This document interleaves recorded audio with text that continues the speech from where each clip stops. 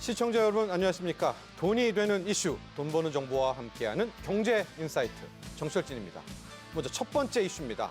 정부가 원래 이달 말 30일 종료할 예정이었던 유류세 인하 조치를 10월 31일까지 2개월 더 연장키로 했습니다. 자, 이번 한시적 유류세 탄력세율 인하 조치는요, 지난 코로나19 팬데믹 기간이었던 2021년 11월부터 시작이 됐는데요.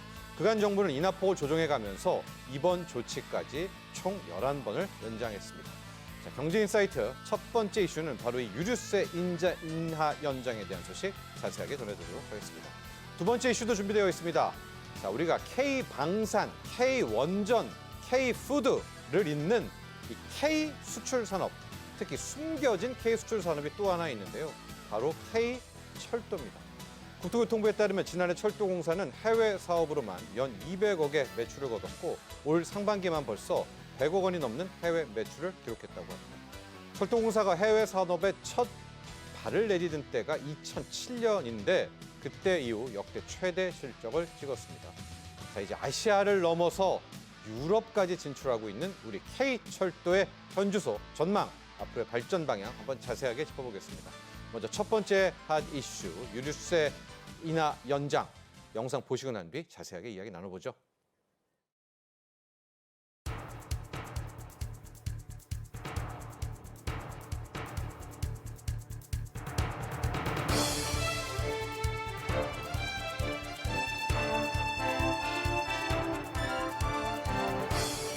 최근 중동 지역 긴장 재고조 등으로 국제유가 변동성이 확대되고 민생의 부담이 가중될 수 있습니다. 이에 정부는 현 유류세 인하 조치와 경유, CNG 유가 변동 보조금을 10월 말까지 2개월 추가 연장하겠습니다.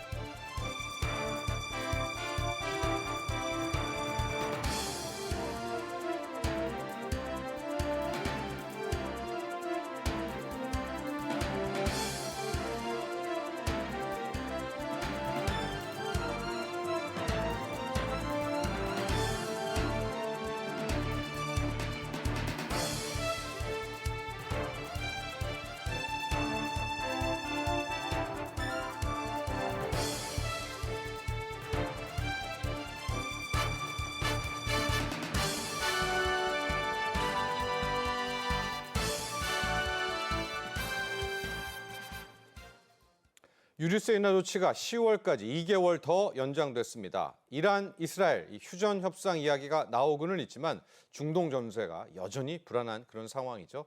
이렇게 되니까 국제 유가에 대한 불확실성 아직 해소되지 않고 있는데요. 앞으로의 기름값은 어떻게 될지 물가 이야기까지 함께 종합적으로 분석해보죠. 권혁중 경제평론가 모셨습니다. 안녕하십니까? 네, 안녕하십니까? 자, 유류세 인하 조치. 지금까지 10번을 이제 연장을 네. 했고요. 이번에 또 연장을 해서 10월 말까지 갑니다. 이게 11번째 연장인데 네. 그동안의 유류세 인하 일지 한번 보도록 할까요? 이게 네. 코로나 팬데믹 때 시작이 됐잖아요. 그간의 맞습니다. 흐름을 한번 총 정리해 주시죠. 그렇습니다. 그 21년도 10월부터 사실 유류세 탄력세율 인하 조치가 이제 시작하게 됐는데요. 그 당시에 이제는 인하 세율 같은 경우가 한 마이너스 20% 이 정도 되다가 이제 시간이 흐르면서 뭐 25%, 37%, 다시 25%, 그다음에 20% 인하 세율이 계속적으로 이제 변동폭이 이제는 계속 왔었죠. 그래서 이제는 경기가 안 좋을수록 사실 인하폭을 좀 늘려줬었고요. 지금처럼 이제 어느 정도 유가가 안정되고 흐름을 봤을 때 인하폭을 좀 축소시켰다 이렇게 볼 수가 있겠습니다. 어쨌든 간에 11번째 이번에 더 연장이 됐으니 이제 11번째 연장이다 이렇게 보시면 되겠는데요. 그러다 보니까 사실상 이제 시장에서는 이러한 부분에서 좀 반기고 있는 부분이 있습니다. 워낙 그 경기가 안 좋다 보니까 사실상 정부가 이제 유류세 인하 조치를 종료시킨다 그러면 사실 굉장히 조금 민생적으로 본다 그러면 물가도 높은 상황에서 안 좋아지거든요. 그래서 이제는 환영하고 있는데 그러면 이렇게 유류세 인하 조치 연장을 계속적으로 했던 이유, 그 배경은 두 가지 이유가 있습니다. 첫 번째로 본다 그러면 이제 중동 전세의 불안감이 여전히 하다. 그러니까 불확실성이 크다라고 보시면 되겠는데 국제 유가가 계속 변동성이 심하거든요. 이미 아시겠지만은 뭐 전쟁 이슈로 인해서 계속 기름값이 올랐다 내려왔다 변동성이 굉장히 심한 상황이 있습니다. 특히 오늘 10월부터죠. 이제 오펙 플러스라고 그 오펙 회원국과 비회원 국들이 모여서 오펙 플러스에서 감산 이슈가 있습니다. 그래서 10월부터 실제 감산이 들어가면 당연히 기름값은 올라갈 수밖에 없죠. 지금 이제는 차에 유가 추이를 보신다 그러면 사실 뭐 나오고 있죠. 브렌트유 같은 경우에는 배럴당 77달러 선에서 지금 선물 시장에서 움직이고 있고, 그다음에 서부 텍사스유 아까 나왔었죠. 한 4달러 정도에서 두바이유 같은 경우 77달러 선 이렇게 이제 왔다 갔다 하고 있는데 변동폭이 그래프만 딱 보도 아시겠지만 굉장히 큽니다. 그러다 보니까 유가의 어떤 변동성 이런 것들을 이제 워낙 출렁이다 보니까 확인하고 가겠다라는 것이 이제 정부의 생각이에요. 그래서 어느 정도 유가가 안정이 되면 그때 가서 실제적으로 이제는 뭐 유류세 인하 조치를 종료하겠다라고 볼 수 있겠죠. 두 번째 이유를 본다 그러면 역시나 물가 때문에 그렇습니다. 지금 물가 굉장히 높거든요. 고물가 상태로 지속이 되고 있습니다. 굉장히 어려워하신 분들 많아요. 이런 상황에서 만약에 유류세 인하 조치를 종료시킨다? 그러면 사실상 이제 굉장히 조금 민생 정말 서민 입장에서는 굉장히 좀 힘들어지거든요. 그래서 이제는 물가 추이가 아직 높다 보니 이제는 유류세 인하를 계속적으로 연장하겠다라는 것이 이제 정부의 보관입니다. 소비자 물가 상승률 본다 그러면 지난달 2.6% 상승률 기록했습니다. 그런데 직전 달 같은 경우는 2.4%였거든요. 소폭 올랐었죠. 그 오른 이유가 사실 석유로 때문에 올랐거든요. 이런 상황에서 사실상 종료하기에는 좀 어려운 부분이 있다. 그래서 물가를 좀 고물가 상태에서 물가를 더 이상 오르지 않게 하기 위해서는 아무래도 유류세 인하 연장을 할 수밖에 없는 상황이다. 그래서 이런 두 가지 이제 이유 때문에 연장을 하게 됐다고 생각을 해보겠습니다. 네.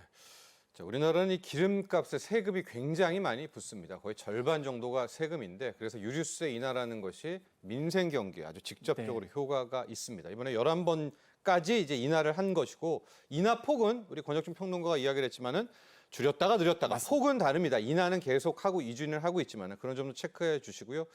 또 그런 지적이 있어요. 아니 국제유가 많이 떨어졌는데 뭐 140달러 하던 게 70달러인데 왜 또 하지만 실은 변동성이 굉장히 크고 맞습니다. 언제 당장 이란, 이스라엘 그렇죠? 될지 맞습니다. 모르지 않겠습니까? 이런 점도 정부가 이번에 잘 고려를 했다 이렇게 생각하시면 될 것 같은데 자, 이 대목에서 우리 시청자분들이 그래서 얼마나 뭐 싼 값에 내가 구입하는 거야? 지금 얼마에 내가 기름, 자동차 휘발유 넣을 수 있어? 네. 얼마에 넣을 수 있습니까? 지금 이제 유류세를 만약에 인하를 종료했다 그러면 사실 탄력 세율이 그대로 가거든요. 그렇게 된다 그러면 820원의 세율이 붙습니다. 그런데 이제 인하 조치를 연장했기 때문에 한 656원이 돼요. 그러니까 휘발유 같은 경우는 20% 유류세 인하가 들어갑니다. 그래서 656원이 세율이 나오면서 164원 정도가 이제 떨어지게 되는 거고요. 네. 경유 같은 경우에는 만약에 유류세 탄력 세율을 인하기 전 같은 경우에는 581원이 붙거든요. 근데 여기서 이제는 당연히 인하 조치가 들어가니까 407원이 됩니다. 그러면서 30% 할인 받아서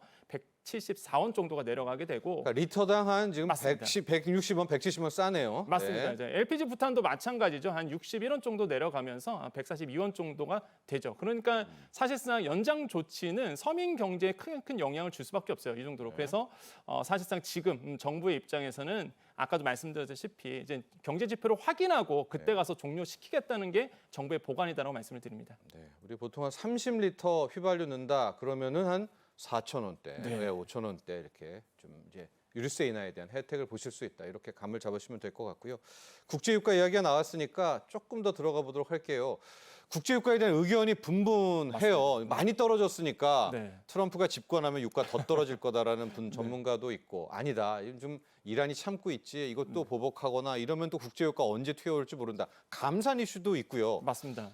권혁준 평론가는 어떻게 보세요? 국제유가 어떻게 돼요? 지금 이제 국제적인 정세를 보고요. 정세를 보고 그다음에 많은 전문가들의 의견을 좀 종합해 드리면 예. 유가는 변수가 없는 한 정말로 좀 하향 안정화될 가능성이 크다라고 지금 보고 있습니다. 아 그래요? 반가운 예. 소식이네요. 예, 그렇죠. 그건, 예. 이 두 가지 이유가 있어요. 수요 측면이 있고 공급 측면이 있는데 일단 수요 측면에서 보겠습니다.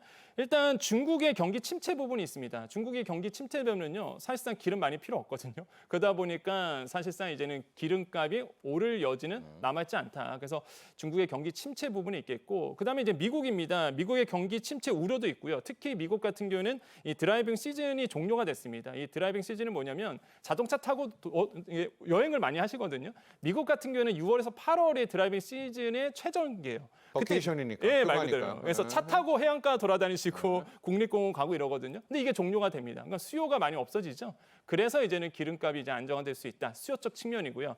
공급적 측면도 있습니다. 일단은 뭐 아까 말씀드린 것처럼 오펙 같은 경우에는 이제 감사한 이유가 있지만 네. 오펙 이외의 회원들이 있어요. 뭐 예를 들어서 미국이라든지 아니면 캐나다 같은 경우에는 오히려 이제 배럴당 사실상 그 산유 추출하라는 게 더 많아질 거다라고 이제 보고 있거든요. 미국은 왜 이렇게 기름 많이 팔아요? 그러니까요. 요즘에? 네. 국제에너지기구 추산인데요. 네. 지금 미국이나 캐나다 같은 경우에는 하루에 한 150만 배럴 더 증산할 와. 거다. 이런 추산도 나오고 있습니다. 그러다 보니까 공급이 많아지잖아요. 공급 많아지고 수요는 없으니까 당연히 이제 가격은 좀 안정화되겠죠.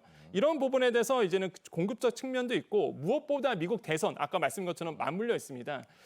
미국에는 이런 속설이 있죠. 기름값 잡지 못하면 대선에서 승리할 수 없다. 이런 얘기가 있어요. 그래서 미국 이제는 행정부 입장에서는 말 그대로 이제는 기름값 잡아내야 되거든요. 그러다 보니까 하향 안정화될 가능성이 굉장히 크다라고 시장에서는 예상을 하고 있습니다. 하지만 변동성은 역시나 존재하죠. 아까 앵커님 말씀하신 것처럼 뭐 이란이 지금 참고 있는데 만약에 뭐 국제 정세가 어떻게 바뀔지 모릅니다. 중동 정세가 어떻게 바뀔지 몰라요. 만약에 정말로 전쟁이 더 확대되고 가셔야된다 그러면 다시 한번 유가는 뛸 수밖에 없는 부분이다라고 말씀을 드립니다. 지금 뭐 서부 텍사스유 같은 경우가 $70 왔다 갔다 하고 있는데 만약에 뭐 말 그대로 전쟁이 터진다 그러면 과거에 지금 나오고 있죠. 한 $73 정도 되고 있는데요. 만약에 과거 얘기를 본다 그러면요. 만약에 이란이 정말로 뭐 이스라엘을 정말로 직접적으로 공격을 한다 그러면 만약에 그때도 많이 예상이 됐어요. $100 넘어간다. $120? 네, 네. $110 된다. 그런 적도 있었거든요. 지금 그때와 비교해서 많이 하향 안정화됐죠. 어쨌든 간에 이런 변수가 남아있다는 거죠. 그래서 그렇기 때문에 정부는 그런 겁니다. 이렇게 변수가 있는데 이런 상황에서 유류세 인하 조치를 종료하기에는 좀 어렵고 상황을 지켜보면서 이제는 가겠다. 이렇게 이제 생각을 하고 있습니다. 또 여기에 내수, 맞습니다. 지금 또 민생 경기 많이 고려한 조치인데요. 이런 지적이 있습니다. 유류세를 인하하면 네. 이제 세금이 덜 들어오는 거잖아요. 네.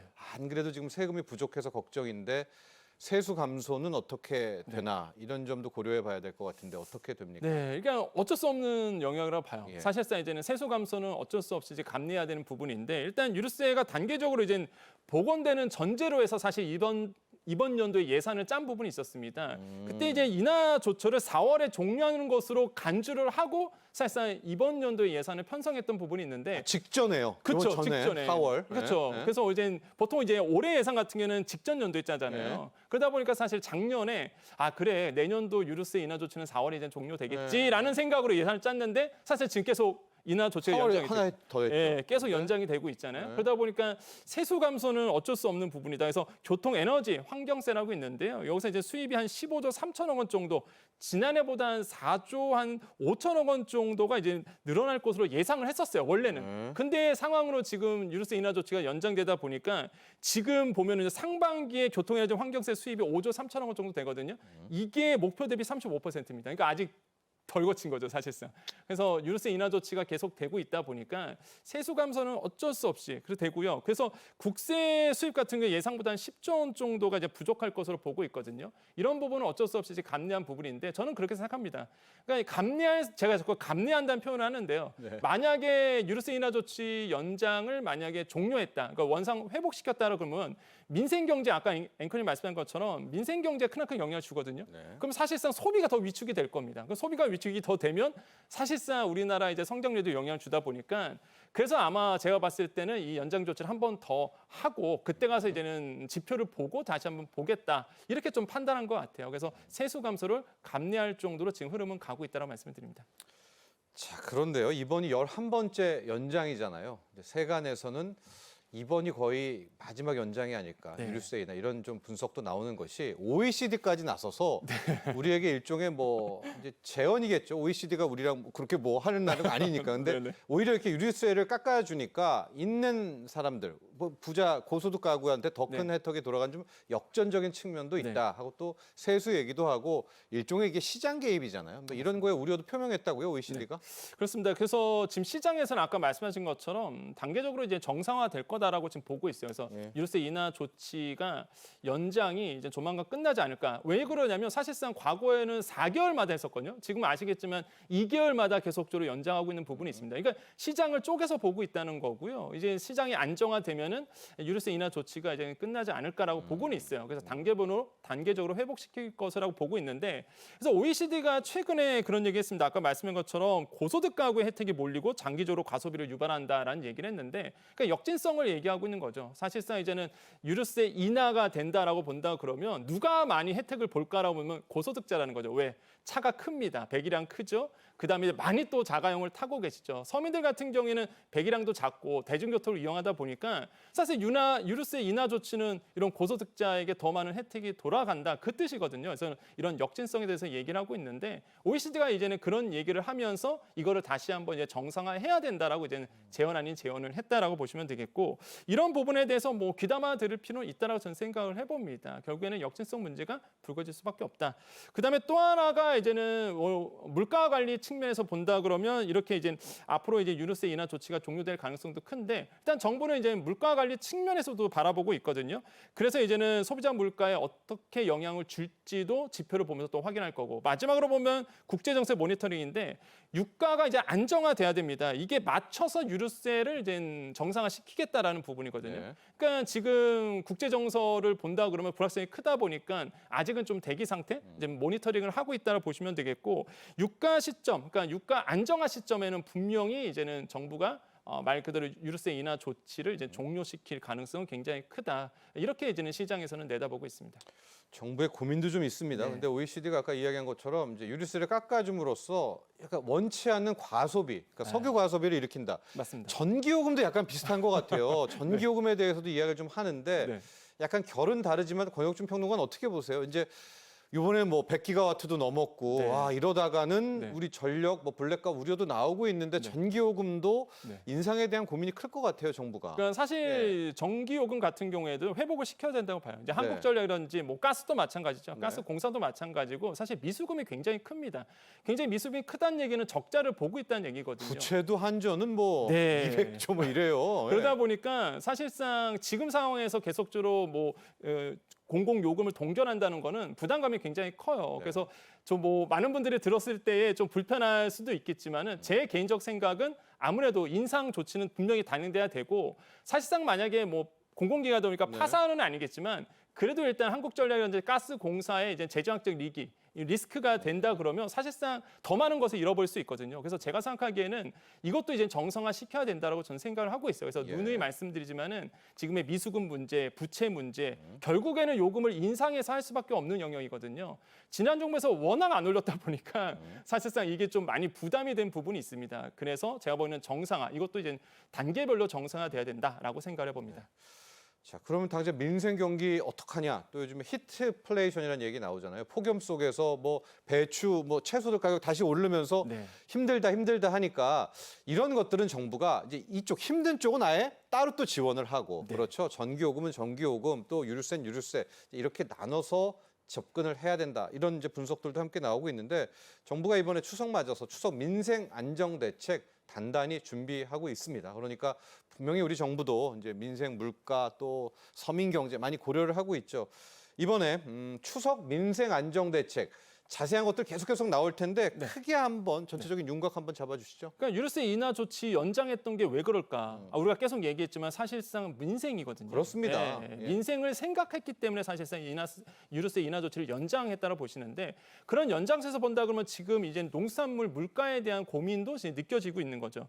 지금 농산물 가격 굉장히 높아졌는데 그런 이유가 아까 말씀 것처럼 이제 기후 때문에 그렇거든요. 폭염이라든지 장마가 있었습니다. 그러다 보니까 사실상 이런 어떤 기후적인 문제 때문에 농산물 가격이 굉장히 높죠. 지금 이제 차트가 나오고 있지만은 예. 소매 가격 추이거든요. 이 도매 가격은 아니고 배추 한 포기 같은 경우에는 뭐 6,800원 정도 되죠. 무도 그렇고요. 깻잎 계속적으로 보면 그래프가 우상하고 있고, 무엇보다 오이 같은 경우에도 사실상 지금 뭐 10개들이 본다 그러면 굉장히 크게 올랐던 부분이 있어요. 그래서 어디는 농산물 가격이 계속 오르고 있는 이유, 결국에는 기후 문제라고 이제는 정부는 판단하고 있고요. 저것도 지금 한 달이잖아요. 전월 맞습니다. 대비고 전년으로 가면은 저 막대기가 아마 예? 더블 네. 냈을 거예요. 아마 맞습니다. 2배 이상. 네. 근데 그랬어요. 이게 예. 정말 안타까운 게 예. 사실상 기후라는 문제는 우리가 어떻게 할 수 없는 영역이잖아요. 자연재해다 보니까. 네. 그래서 이런 부분 때문에 이제 가격이 굉장히 높아지고 있고 실제 한국은행이 보고서를 하나 냈는데 이 이상 기후가 실물 경제에 미치는 영향이라는 이제 보고서에 예. 보면은요. 여기 이런 얘기가 나옵니다. 우리나라의 물가 상승 분의 한 10% 정도는 바로 이런 고온 등 이상 기후가 원인이다라고 이제 얘기를 하고 있습니다. 정말 적정한 표현이라고 생각하고 적정한 평가라고 생각해 보는데 이런 어떤 기후 인플레이션 때문에 사실상 이제 농산물 가격이 굉장히 높아지고 있다는 것을 반증하고 있고 실제 이제 장마와 폭염 때문에 이제 배추 같은 경우가 한 16% 올랐고요. 맞아요. 그다음 무 같은 경우에도 전년보다 한 15% 올랐거든요. 예. 그러니까 이게 계속적으로 가격이 높아지는 상황에 있다 보니 정부가 이거를 신경 안 쓸 수가 없잖아요. 네. 그래서 이제는 대책을 내놓고 있다라고 보시면 되는데 뭡니까? 핵심은 그겁니다. 예. 공급을 늘리겠다는 거예요. 그래서 공급을 늘리겠다는 게 핵심의 어떤 정책이고 그 중에서 두 가지를 나눠 본다 그러면 첫 번째 여름 배추 이거 공급을 늘려가겠다라고 얘기를 하고 있는데요. 일단 배추 같은 경우가 많이들 고민을 많으실 겁니다. 지금 뭐 농림축산식품부 같은 경우는 8월에 이제는 그 중하순에 이제 비축 물량 400톤을 풀겠다라고 얘기를 하고 있어요. 그래서 지금 이제 풀리고 있고 사실상 이런 비축 물량이 풀리게 되면 가격 안정화에 도움이 될 것이다라고 지금 시장에서 내다보고 있습니다.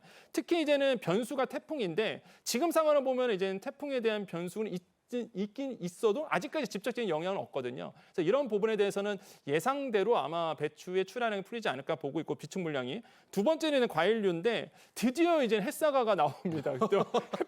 햇배가 나오는데 너무 햇사과는 기다렸어요. 좀 어때요, 작황이? 작황 좋습니다. 아, 햇사과 괜찮아요? 네, 지금 예. 이제 현지의 목소리가 계속 나오고 있는데 예. 다행히 이번에 이제는 햇사과라든지 햇배가 출하량이 와. 좋고 생육도 굉장히 좋다고 해요. 네. 그래서 드디어 이제는 그들을 기다리던 8월이 다가왔고요. 9월이 다가오기 때문에 햇사과 햇배가 출하가 되고 그렇게 되면 지금 가격이 굉장히 높아섰는데 이걸 안정화시킬 것이다라고 지금 보고 있고요. 아까도 말씀드렸잖아요. 농가 산지에서 계속적으로 얘기가 나오고 있는데 출하량도 괜찮고 생육도 괜찮아서 아마 가격 인하 요인으로 작용할 것이다라고 지금 보고 있습니다. 네. 그래서 이제는 뭐 여름 배추라든지 아니면은 뭐 과일류도 지금 인하될 가능성이 굉장히 크고요. 정부는 또한 미시적으로 상세 대응을 지금 가지고 왔는데 폭염 등에 대해서 산지 작황을 모니터링하고요. 그다음에 저소득층에 대한 긴급 지원도 이제 나서기로 했습니다. 이런 부분도 눈에 띄고 또 한 가지 이제 생육관리 협의체를 통해서 현장의 기술을 또 지도하는 이런 것도 미시적인 대책도 있고요. 또 눈에 띄는 게 아까 말씀드린 것처럼 저소득 지원한다고 했잖아요. 세제 지원도 또 같이 들어가게 되는 부분도 있고요. 그다음에 소비자 보호 조치도 이번에 같이 들어갈 것으로 보고 있어요. 민생 대책. 왜 그러냐면 아시겠지만 TF 사태가 있었습니다. 그래서 소상공인 자영업자분들 굉장히 어렵거든요. 이런 어떤 소비자 보호 조치, 중소기업 지원책도 같이 포함될 것으로 지금 시장에서 내다보고 있고 마지막으로 이제 전통시장인데요. 전통시장. 아, 요즘에 이런 진짜 폭염에 너무 맞습니다. 힘드시대요. 네, 그래서 네. 이제 전통 시장에 대한 부분도 지금 고려했는데 유통에 대한 부분입니다. 유통과의 어떤 연계, 유통업계의 연계를 통해서 전통 시장을 도와주자라는. 그래서 이번에 이제는 말 그대로 전통 시장에 대한 지원책도 또 이번에 민생 대책에 들어갈 것으로 보고 포함이에요. 있거든요. 네. 그래서 이런 것들이 지금 기대되고 있다라고 말씀을 드립니다. 네, 우리 전통시장 상인 여러분들 정말 고생 많으시죠. 이 폭염 속에 아마 정부가 추석 민생 대책에 전통시장 활성화 대책도 포함이 될 것으로 보여지고 있고요. 팀원 위메프 이 사태에 관련한 또 피해자분들, 소상공인분들에 대한 대책도 지금 준비 중입니다. 그래도 반가운 소식이 있었습니다. 우리 권혁준 평론가 사과 좋아하죠? 저 정말 네. 좋아하거든요. 네, 이제 드디어 좀 맘 놓고 먹게 될 수 있을 것 같아요. 네. 이제 가을 햇사과가 이번 작황은 좋다고 합니다. 자, 여기까지 하겠습니다. 권혁중 평론가 여기서 보내드리죠. 오늘 감사합니다. 네, 감사합니다. 자, 이제 두 번째 핫 이슈, 두 번째 이슈로 넘어가 보도록 하겠습니다. K철도입니다, 여러분. K철도가 수출 산업 역군이 됐습니다. 준비한 영상 보시고 난 뒤에 자세한 이야기 나눠보죠.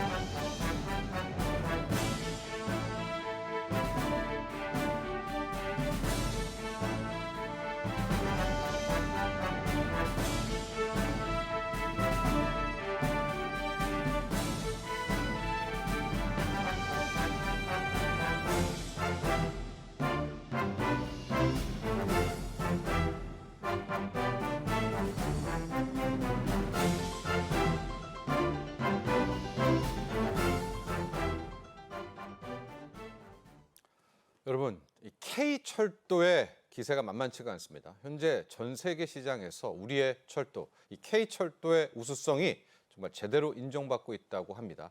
아시아 진출은 물론이고요. 유럽에서도 지금 러브콜을 보내고 있다고 하는데, 자, 오늘 이 시간에는 K철도, 철도 산업에 대한 이야기 함께 나눠보죠. 김화랑 한국건설산업연구원 부연구위원 모셨습니다. 안녕하십니까? 네, 안녕하십니까?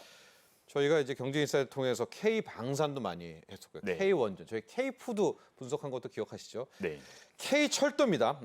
연구원님, K 철도가 이제 수출을 해요. 그래서 네, 해외 맞습니다. 매출이 잡혀지는데 네, 네. 약간 우리가 청평을 해주실 때 네. 코레일이 나가기도 하고 네, 맞습니다. 주식 시장을 보면은 현대 로템이 또 네, 맞습니다. 철도로 나간다고 네, 얘기도 하고 이거 다 합쳐야 되나요? 이제 전반적으로 합쳐서 뭐라 우리 K 네. 철도에 대한 수출 현황 한번 예, 볼까요? 맞습니다. 어떤 선단형 패키지 형태로 좀 말씀을 드릴 수 있을 것 좋아요. 같은데요. 먼저 매출 규모의 좀 어떤 지뢰사항에 대해서는 사실 철도 산업의 범위에 대해서 어느 정도까지 바라볼 것인가에 따라 좀 다를 수 있을 것 같습니다. 아, 예. 그래서 방금 서두에 말씀해 주신 것처럼 코레일과 현대로템, 즉 코레일 같은 경우에는 공기업입니다. 맞아요. 그래서 철도 산업을 담당하고 있는 공기업을 크게 두 가지 정도로 구분할 수 있는데요. 이제 코레일과 국가철도공단이 이렇게 공단 있죠. 구분이 네, 되어 네. 있습니다. 그리고 이제 현대로템을 비롯해서 이제 현대로템 같은 경우에는 철도 차량 제작, 즉 고속철도뿐만 아니고 전동차라든지 저희 메트로라든지 이런 부분들도 있고요. 그래서 좀 다르다라고 말씀을 드릴 수 있을 것 같고,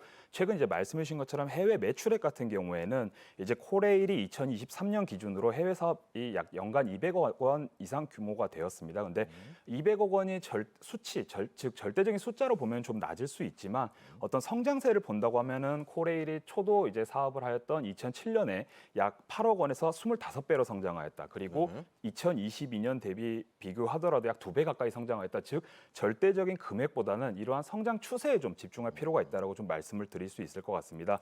이 또한 코레일뿐만 아니고 국가철도공단 또한 2004년 창립 이후에 27개국 즉 88개 사업에서 약 6,033억 원의 수주를 통해서 지속적인 매출이 발생되고 있다라고 좀 말씀을 드릴 수 있을 것 같고요. 방금 말씀하셨던 것처럼 현대 로템 같은 경우에는 사실 철도 차량 제작도 있지만 이제 주식 시장에서 굉장히 핫했던 이유 중에 하나가 방산업주로도 좀 묶여 있는 부분이 있었습니다. 그래서 방위 산업 부분과 더불어서 이제 철도 차량 부분이 있는데 이제 철도 차량에 있어서도 이제 최근에 가장 이슈가 되었던 지난 6월에 우즈베키스탄에 맞아요. 2,700억 원 규모의 수출이 이제 실적을 좀 달성한 바가 있었고요.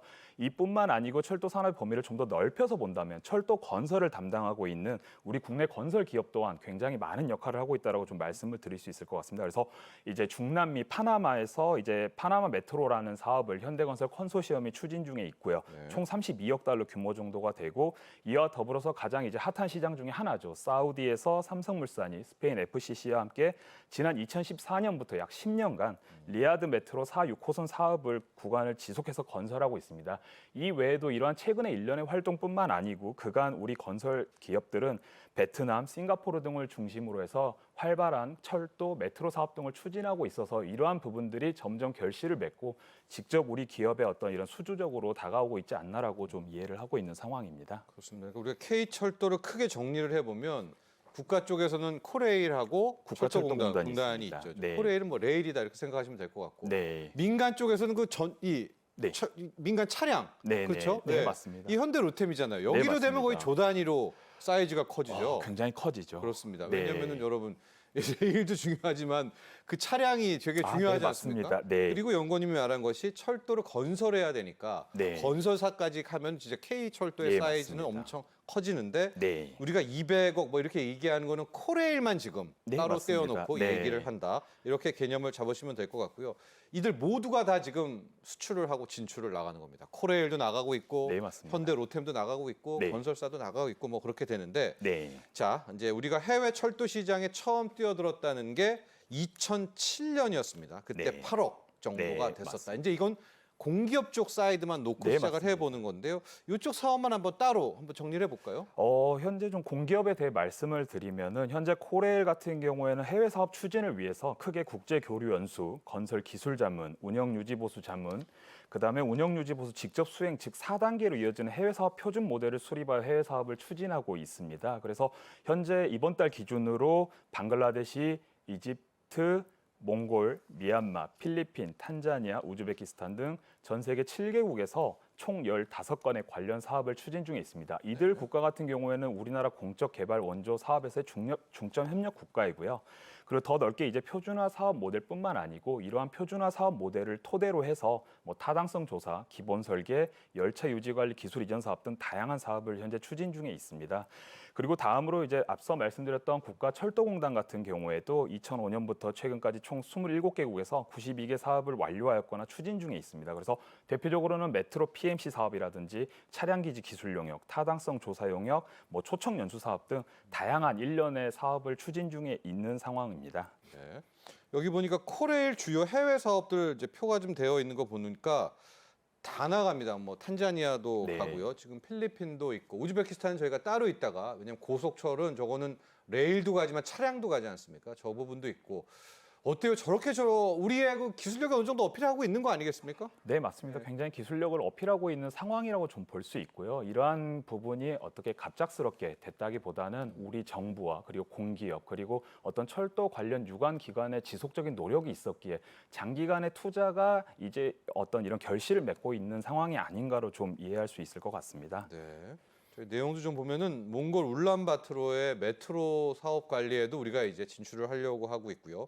우크라이나는 이제 이 재건입니다. 우크라이나 재건 이슈에는 정말 모든 세계의 건설 철도사 사업을 끌어들이는 블랙홀이거든요. 우크라이나 이야기도 좀 이따 좀 나눠보도록 할 텐데, 자 불과 우리가 16년 엄밀히 말하면 이 철도 사업도 유럽의 뭐 떼제베 뭐 원래 잘하던 데가 있었잖아요. 원전도 비슷한데 미국 원전, 프랑스 원전. 근데 우리 원전이 잘하는 것처럼 네, 이제 맞습니다. K철도가 치고 나가는데 네.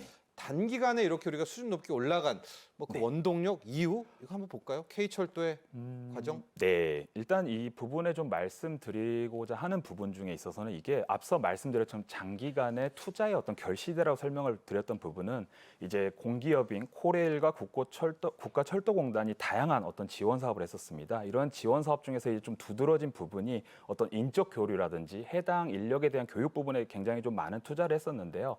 이러한 부분들이 정부의 공적 개발 원조라든지 정부 재원이 아니었다면 사실 좀 수행하기 어려웠던 부분입니다. 왜냐하면 당장의 수익을 창출해야 하는 민간 기업 입장에서는 굉장히 어려운 못 부분이었거든요. 나갔겠죠. 네, 맞습니다. 그래서 이러한 부분에 있어서는 정부와 그리고 어떤 국토교통부 산하 공기업들의 지속적인 노력이 있었기에 이러한 부분이 좀 결실이 되었다라고 좀 말씀을 드릴 수 있을 것 같고요. 또 다르게 말씀을 드리는 부분 중 하나는 우리나라 제조 기술의 어떤 우수성을 좀 언급할 수 있을 것 같습니다. 앞서 말씀해 주셨던 현대 로템 같은 경우에도 굉장히 오랜 기간 많은 기술 투자를 좀 했었고요. 이러한 민간 기업 주도의 건설뿐만 아니고 한국철도기술연구원이라든지 산하 기관들 즉 민간과 공공이 함께 되어서 이러한 지속적인 기술 개발을 하였기 때문에 어떤 이러한 성과를 달성할 수 있지 않을까. 그리고 세계 고속철 즉 400km 이상의 기술력을 확보하고 있는 전 세계 4개 국가 정도 있거든요. 어떤 그러한 부분에 있어서 대한민국 즉 우리나라가 있다는 것 자체가 어떻게 보면 세계 어떤 철도 산업에서의 우리 철도 기술력의 우수성을 방증하는 모습이지 않을까. 그리고 또한 더불어서 코레일과 국가철도공단 자체가 지난 반세기 동안 짧은 기간에도 불구하고 굉장히 많은 철도 시설을 구축하였고요. 좀 다소 아쉬운 점도 네네. 없지는 않아 있겠습니다만은 어쨌든 전 세계적으로 보았을 때 이러한 운영 기술이 굉장히 뛰어나다. 이러한 부분들을 좀 어필할 수 있는 것으로 이해할 수 있을 것 같습니다. 역시 이제 성공 배경에는 K 원전이나 좀 유사한 점도 있는 것 같아요. 이제 원팀 코리아 네, 얘기들 맞습니다. 많이 하지 않습니까? 네. 관이 이끌어가면서 민 쪽에 네, 맞습니다. 투자와 기술력을 함께 받아서 K철도도 커왔다. 성공 비결이기도 한데 지금 보면은 베트남 이제 아시아 쪽을 넘어서 아프리카로 먼저 갔잖아요. 탄자니아 네. 이런 쪽도 가고 이제 유럽 공략 이렇게 가고 있는데 네. 자 연구원님이 보시기에 우리의 매력들 뭡니까 우리 K철도 K 원전은 가성비 뭐 이런 게 있잖아요. 네, 또 맞습니다. 납기일 맞추고 네, 맞습니다. 상호 애프터 서비스 잘해주고 네. K철도는 어떤가요? K철도 또한 방금 말씀해 주신 것처럼 그러한 부분들이 작용하고 있습니다. K철도도? 예를 들어서 네. 차량 제작 같은 어떤 현대 로템 같은 경우에도 지난 코로나19에도 불구하고 안정적으로 납기일을 준수해서 미국 시장에서 어떤 추가 수주 이런 부분들이 좀 있었고요. 예. 그리고 이제 우리나라만이 가지고 있는 즉 다른 국가도 분명 이런 부분은 있습니다만 물리적 인프라뿐만 아니고 소프트 인프라도 수출을 위한 같은 전개 노력을 하였었다. 즉 소프트 인프라라 함은 어떤 현지 인력의 양성이라든지 그간 우리나라 공기업과 정부가 쌓아왔던 철도 운영 관리 노하우 등을 그런 해당 개발도상국에 적극적으로 전수해줄 수 있기 때문에 이러한 부분들이 좀 있었다라고 좀 설명을 드릴 수 있을 것 같고요. 네. 이러한 공적개발 원조뿐만 아니고 현지에서의 어떤 철도 산업의 전반적인 발전을 위해서 경제발전협력 공유사업이라는 즉 과거 우리가 쌓아왔던 이런 경험들을 개도국에 전수할 수 있는 사업을 통해서 즉 소프트 인프라가 지속적으로 구축이 되었기 때문에 개도국 입장에서는 굉장히 매력적이지 않을까라는 부분이 좀 있습니다. 그리고 앵커님께서 말씀해 주셨던 것처럼 최근 뭐 K 원전, K 신도시 등 굉장히 많은 네. 우리나라 건설 기술력과 그리고 K 제조업, 대기업을 비롯한 이런 제조업에 대한 인지도가 굉장히 높기 때문에 개도국을 중심으로 더 넘어가 선진국에서도 어떤 K 철도에 대한 우수성 그리고 도입을 하고자 하는 의지가 좀 높아지지 않았을까라고 좀 생각을 하고 있습니다. 네. 일명 패키지 수출, 패키지 진출, 이건 뭔가요? K철도의 패키지 진출? 아까 말씀해 주셨던 네. 바와 같이 이제 어떤 그런 국가 공기업 즉 코레일과 국가철도공단이 보유하고 있는 운영 유지 보수와 철도 건설 기술뿐만 아닌 차량 제작 그리고 차량 공급 유지 보수 그리고 인력 그래서 총괄적으로 총 어떤 철도 산업을 유지하게 하는 일련의 시스템 체계를 좀 제공해 주는 체계라고 이해를 할 수 있을 네. 것 같은데요. 최근에 이제 뭐 이러한 일련의 체계에 대해서 정확하게 제가 조사는 하지 못하였습니다만 방글라데시 같은 경우에 2018년부터 4년 동안 기관차 구매 컨설팅 사업을 하였고요. 이 이후에 기술 이전 사업의 유치와 더불어서 5월과 7월에는 기본 설계 및 유지 관리 사업을 지속적으로 수주했다. 즉 일회성의 사업에 그치지 않고 해당 사업을 토대로 해서 해당 사업 국가에서의 사업의 수주를 확대할 수 있는 지속적인 노력을 추진하고 있다라고 좀 말씀을 드릴 수 있을 것 같습니다. 그리고 굉장히 핫한 이슈죠. 철도 산업뿐만 아니고 우리나라 건설 그다음에 전 세계 건설 시장에서 굉장히 좀 이슈가 되고 있는 우크라이나 예. 재건 사업에서 예. 우리나라의 어떤 코레일이 그 수도 키이우에서 어떤 철도 원팀 코리아 말씀해 주셨던 그런 부분들이 한국 우크라이나 철도 간 업무 협약을 맺었고 향후에 우크라이나 사태가 언제 종식이 될지는 모르겠습니다만 종식이 되거나 혹시 그 이전 과정에서 우리나라 K철도를 토대로 한 우크라이나의 재건 사업 즉 철도 사업을 재건할 수 있는 여건을 마련하고 있는 그런 상황입니다. 우리 연구원님 보시기에 우크라이나 재건에 이제 당연히 철도가 핵심 아닙니까? 예, 맞습니다. K철도 경쟁력 어때요? 가능해요? 주식시장은 가능성을 굉장히 높게 보고 있는데 네. 산업적인 측면에서는 어떤지. 가능할 수도 있다라고 우리가? 생각을 하는데 정확하게 제가 확답을 드리기엔 좀 어려울 수도 네. 있는 상황인 것 같습니다. 근데 실력은 된다. 네, 실력은 된다라고 말씀드릴 수 있고 다만 이러한 부분에서 좀 고려가 필요한 부분이라고 할 수 있는 건 우크라이나가 과거 소비에트 연합이었습니다. 네. 소비에트 연합이었는데 그냥 단순히 말씀드리면 저희 철로가 저희는 표준계를 사용하고 있습니다. 근데 소비에트 연합 같은 경우는 보통 관계를 사용하고 있거든요. 즉 그렇죠. 철도의 폭이 저희보다 더 넓습니다. 네. 이러한 부분들 뿐만 아니고 어떤 소비에트 시장의 그런 특성으로 인해서 러시아의 과거 건설 기준이라든지 코드, 규정 이런 부분들 굉장히 많이 사용하고 있는데요. 이러한 부분을 우리가 어느 정도 이해하고 접근하고 이러한 어떤 측면에서의 리스크 관리 그리고 어떤 이런 부분에 제한할 수 있는 부분들까지 좀 종합적으로 된다면 해외 다른 국가와 비교해서 네. 우리 어떤 건설 기업이 즉 아니면 철도 산업 전반에 대해서 진출할 수 있는 여건이 만들어질 수 있지 않을까라고 좀 생각을 할 수 있을 것 같습니다. 좋습니다. 제가 왜 우크라이나 이야기를 하냐면요. 이번에 윤석열 대통령 우즈베키스탄 비롯해서 중앙아시아 3국 방문 때 쾌거가 있습니다. 우리 K철도 20년 만에 우즈베키스탄 철도공사와 우리 K철도 공급 계약을 맺었거든요. 이 내용 좀 한번 좀 이제 정리를 해주시고 궁금증이 이런 겁니다. 왜냐하면 이 철도라고 하면 프랑스 떼제베 있고 네, 맞습니다. 그 전에 독일의 이체 네. 최대 강국이다. 뭐 우리가 독일 철도 얘기를 하는데 네. 어떻게 우리가 우즈베키스탄 우리 K철도가 뚫었지? 이런 좀 궁금증도 함께 있거든요. 네. 사실 제가 이제 어떤 기술력 측면에서 본다고 하면은 제가 이제 건설을 전공하고 있기 때문에 약간 좀 제약적인 사항은 있을 수 있겠습니다만은 네. 어찌 되었든 우리나라 KTX를 수출하였던 쾌거를 달성하였다는 점 굉장히 좀 큰 그럼요. 어떤 성과라고 좀 예. 이해를 할 수 있을 것 같습니다. 수출 규모는 약 2,700억 정도 되는데요. 이제 저희가 지난 2021년 현대 로템에서 개발한 KTX 이음을 토대로 해서 현지 여건과 어떤 이런 부분들을 좀 고려하여서 수출형 모델 개량을 통해서 좀 제공하고 있는 사업입니다. 네. 이러한 부분은 우즈베키스탄에 초도 진출하였고 우리의 KTX 기술의 어떤 기술력을 증빙하였던 점도 있지만 향후 중앙아시아를 비롯한 타 국가로의 수출 과정에서 우리나라의 어떤 이러한 그 고속철 사업 수주 실적, 즉 수출 실적을 보유하고 있다는 점이 어떤 이런 우리나라 철도 산업의 고속철도의 해외 진출 교두보를 마련하는 계기로 작용할 수 있지 않을까라고 좀 생각을 하고 있습니다. 예. 프랑스나 독일도 뭐 탐냈을 거 아닙니까? 네. 근데 왜 우리가 제친 거죠?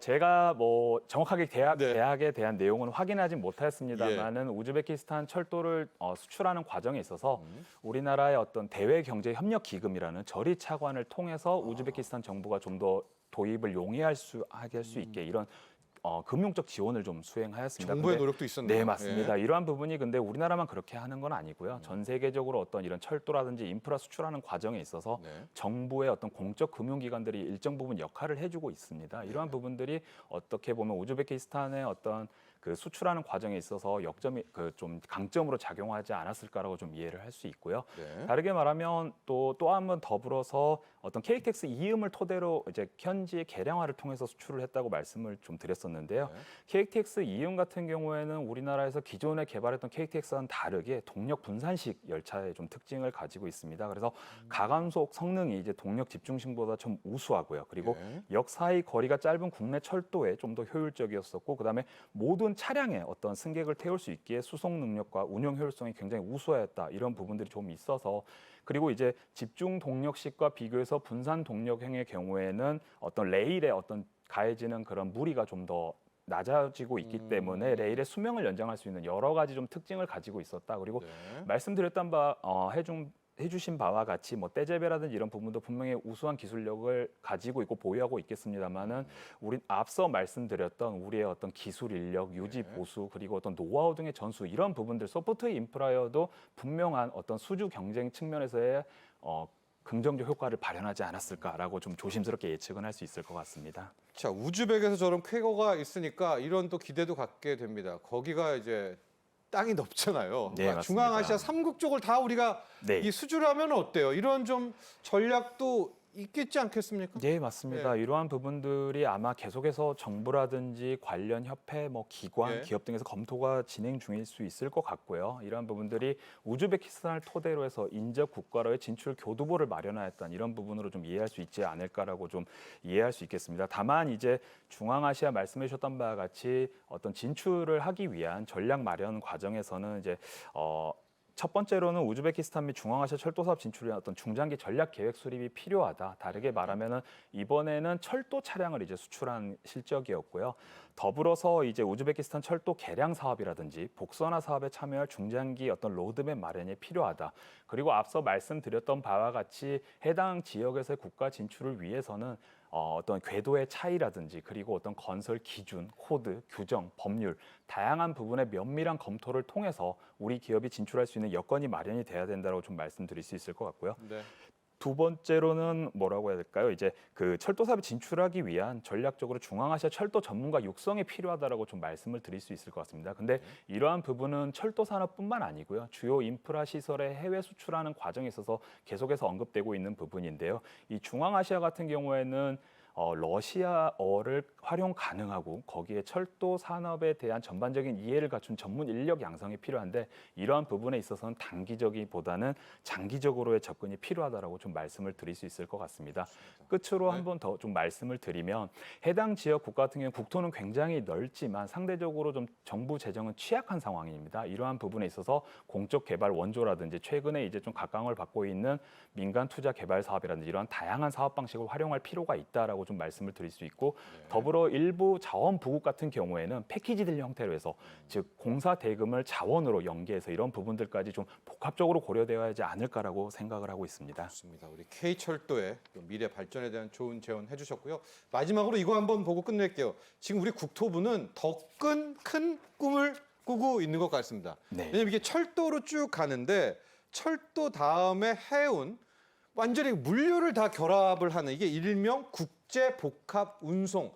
아, 이거야말로 정말 우리 K 물류로 나가는 길 아니겠습니까? 이 국토부의 국제 복합 운송 이걸 마지막으로 한번 소개를 해주시죠. 네, 국제복합운송이란 사업은 동일의 운송인이 선박과 비행기, 선박과 철도, 그리고 선박과 트럭 등 2가지 이상의 운송수단을 이용해서 일관으로 운송 책임을 지고 운송하는 형태라고 지금 그렇죠. 설명을 하고 네. 있습니다. 네. 이러한 부분들이 지난달 국토교통부에서 발표한 자료를 보면 국제복합운송 시범사업 추진 성과 이런 부분들이 좀 있었습니다. 그래서 오봉역에서 출발한 어떤 40피트 규격 컨테이너가 부산항, 중국 연운항을 거쳐서 카자흐스탄, 우즈베키스탄, 중앙아시아의 이런 국가까지 도착을 무사히 하였다 이런 부분들이 좀 있었고요.